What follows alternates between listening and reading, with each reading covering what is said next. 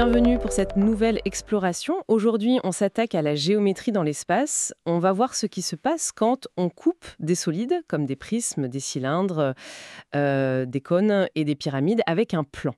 Un peu comme si on découpait des formes, quoi. On va s'appuyer sur des explications assez claires, tirées de vidéos éducatives. L'idée, c'est vraiment de comprendre comment la forme de la tranche, la section, dépend de l'orientation de notre coupe. Oui, c'est un sujet fondamental en géométrie 3D. Ça nous apprend beaucoup sur la structure interne des objets et ça demande un peu de visualisation spatiale. C'est une compétence assez utile finalement. D'accord, alors commençons simple, le prisme droit. Et pour être très concret, le pavé droit, la brique ou la boîte à chaussures, quoi. Si on le coupe avec un plan parallèle à l'une face, disons parallèle au-dessus. Alors là, les sources sont formelles. La section, c'est un polygone qui est complètement identique à la face. Pour le pavé droit, si on coupe parallèle à une face rectangulaire, la section, c'est un rectangle, pareil, même dimension. Ah oui, donc c'est juste une copie de la face, mais à l'intérieur. Exactement, c'est ce qu'on appelle la conservation de la forme et de la taille. Ça montre bien la régularité du prisme, le long de sa hauteur. C'est assez logique finalement. Ok. Et si on change l'angle? Si le plan est parallèle non pas à une face, mais à une arête latérale, ces arêtes verticales qui relient les bases. Ah, là c'est différent. Très intéressant. La section obtenue, c'est toujours un rectangle. Toujours. Mais sa particularité, c'est qu'une de ses dimensions, c'est systématiquement la longueur de l'arête latérale, donc la hauteur du prisme. D'accord.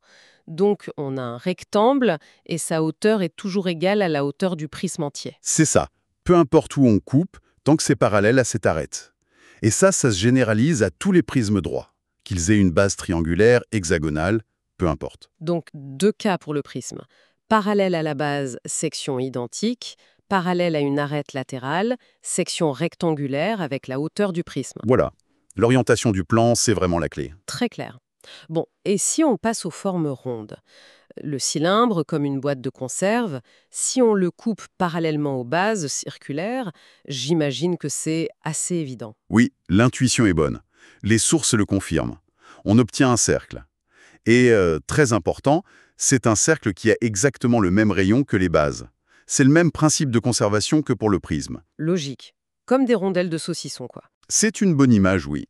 Et si on coupe le cylindre parallèlement à son axe central, comme on fendrait une bûche? Eh bien, là encore, c'est comme pour le prisme, on obtient un rectangle. Et devinez quoi? Une de ses dimensions, c'est la hauteur du cylindre. Encore un rectangle. Oui.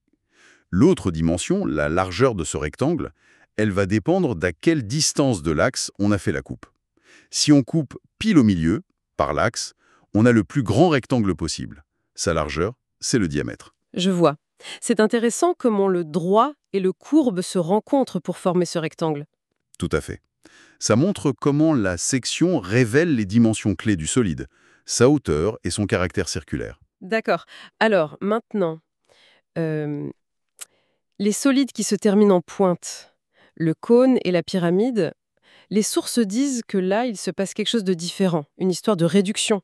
Oui, exactement. C'est là que ça devient un peu plus subtil. Prenons le cône. Si on le coupe par un plan parallèle à sa base circulaire, On obtient un cercle, j'imagine? oui, on obtient bien un cercle. La forme est conservée. Mais, et c'est ça la nouveauté, ce cercle est plus petit que la base. C'est une réduction. Ah, d'accord. Pas identique, mais plus petit. Proportionnellement? Tout à fait, proportionnellement. Il y a un rapport de réduction, un coefficient K, qui lie les dimensions. Le rapport des hauteurs, distance sommet-plan sur hauteur totale, est égal au rapport des rayons, rayon de la section sur rayon de la base.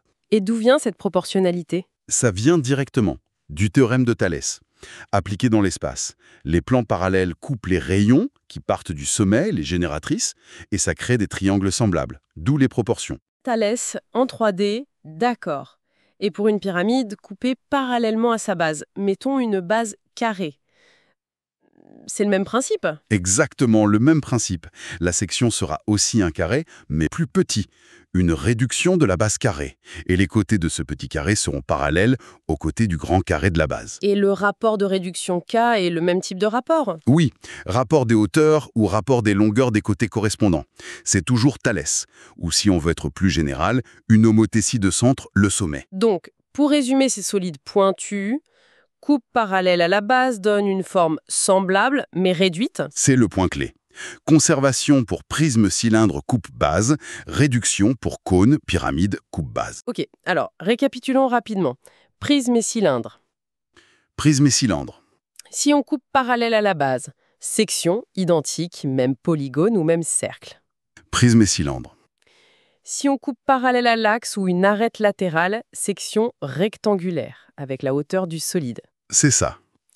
Et pour les cônes et pyramides. Si on coupe parallèle à la base, section semblable, même forme, mais réduite, plus petite. Parfait. Les idées importantes, c'est donc le rôle crucial du parallélisme, la différence entre conservation et réduction, l'apparition des rectangles et Thalès pour expliquer la réduction. Bon, je crois qu'on a bien fait le tour de ces cas classiques de section. On voit mieux comment ces formes 2D apparaissent à l'intérieur des solides 3D. Oui, ça donne une bonne base. Et juste pour ouvrir une petite porte pour la suite, on n'a parlé que de plans parallèles aux bases ou aux axes. Ah oui. Et si le plan est incliné, Alors là, c'est une autre histoire. Pensez au cône. Si on le coupe avec un plan un peu penché, on n'obtient plus un cercle, mais une ellipse. une ellipse. Oui, Et si on penche encore plus, on peut même obtenir d'autres courbes, comme des paraboles, des hyperboles. Ce sont les fameuses coniques. Donc, l'étude des sections avec des plans inclinés, ça ouvre tout un nouveau champ, très riche aussi, de quoi continuer à explorer la géométrie cachée dans ces solides.